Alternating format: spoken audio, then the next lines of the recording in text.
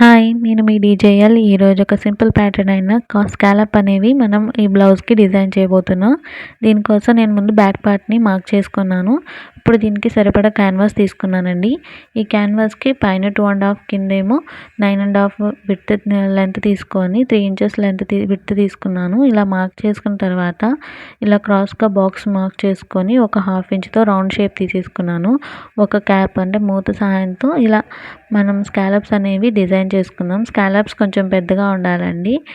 దీని మూత అంటే కొంచెం నేను నార్మల్ సైజే తీసుకున్నాను. పిక్‌లో చూపించినట్టే కస్టమర్ కావాలన్నారు. అందుకే ఒక స్మాల్ సైజ్‌ని మీడియం సైజ్ తీసుకున్నాను.